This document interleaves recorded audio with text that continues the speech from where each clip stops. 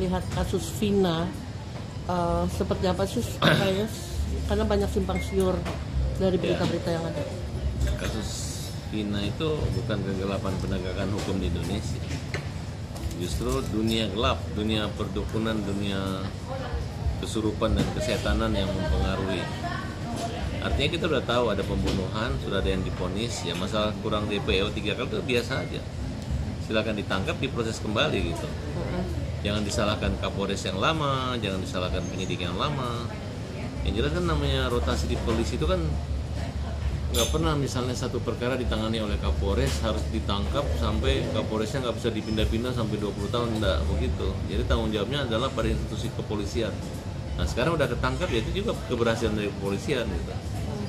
Nah kemudian saya mengingatkan kepada masyarakat jangan terpengaruh opini atau berita-berita setan yang mengaku arwahnya dibunuh segala macam, karena itu kan hanya dunia-dunia yang sifatnya mistik, itu kan tidak bisa dijadikan acuan dalam penegakan hukum. Nah, karena hakim menjatuhkan putusan berdasarkan minimal 2 alat bukti dan berdasarkan keyakinannya lah gitu.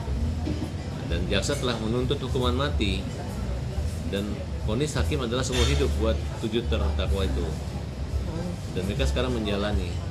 Jadi jangan terkesan seolah-olah yang membunuh 3 orang yang 7 ini tidak gitu. Nah, karena keputusan berdasarkan Tuhan Yang Maha Esa itu adalah telah terjadi. Nah, kalau ada bukti-bukti baru silakan mereka menempuh upaya hukum yang namanya peninjauan kembali.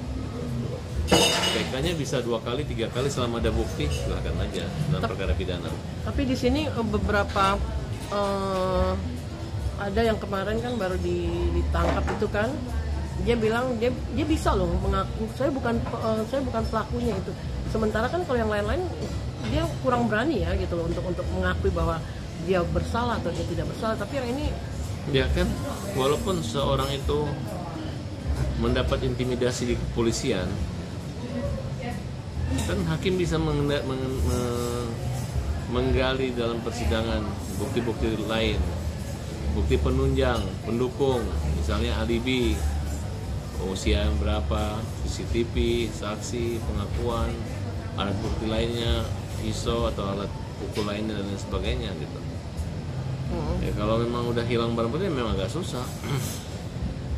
DPO aja belum tentu terbukti, ya. Bisa aja mungkin adalah orang di situ ada disebut, harusnya kan orang itu nggak lari dari dulu, atau mungkin dia ketakutan sehingga trauma, sehingga daripada hukum mending lari ya, kira-kira seperti itu. Tapi yang jelas sudah 7 pembunuh gitu. Kalau masih kurang bukan berarti kurang. Karena kalau dalam perkara pidana yang namanya daluarsa itu adalah hukuman juga. Ketika orang misalnya dia selama 12 tahun sembunyi, rasa takut sembunyi itu merupakan hukuman dia, sama dengan dia di penjara 12 tahun. Kira-kira seperti itu.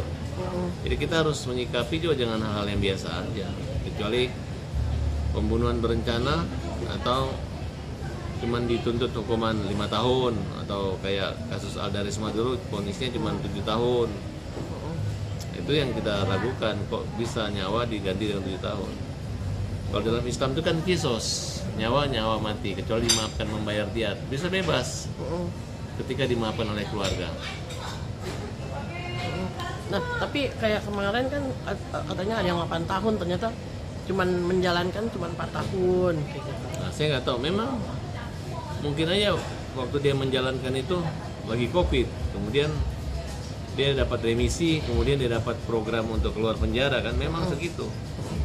Setengah aja mungkin udah ada kebijakan di lembaga pemasyarakatan khusus dari Departemen Hukum dan HAM bagi tahun masa Covid itu banyak orang yang lebih cepat keluar gitu. Asimilasi di luar. Ya, artinya kalau dengan kasus ini artinya baru diangkat lagi, sangat disayangkan nggak sih? Tidak apa-apa diangkat lagi, nggak apa-apa. Memang itu adalah PR bagi kepolisian, tapi bukan PR polisi yang dulu yang bertugas. Polisi yang dulu bertugas sekarang mungkin udah jadi jenderal. Bukan salah dia, nggak ada salah polisi itu. Yang salah itu adalah kenapa polisi sekarang nggak tangkap juga itu. Nah, sekarang udah ditangkap kan selesai. Iya. Gitu. Oke, artinya kalau melihat kasus-kasus yang seperti ini, artinya bukan ini doang kali ya, mungkin masih banyak. Masih banyak. sebenarnya kasus-kasus yang kecil-kecil aja kan, tapi utamakan ada restoratif justice.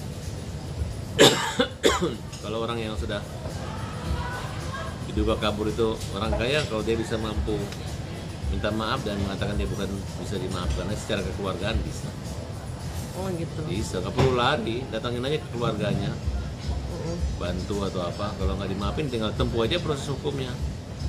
Kenapa lari? Saya rasa akan lebih berperi kemanusiaan, karena sekarang udah nggak ada polisi main pukul-pukul lagi, udah terlewati. Buktinya juga nggak tahu ada benar apa enggak.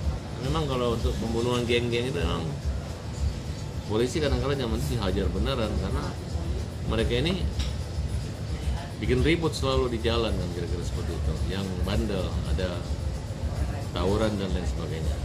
Oke?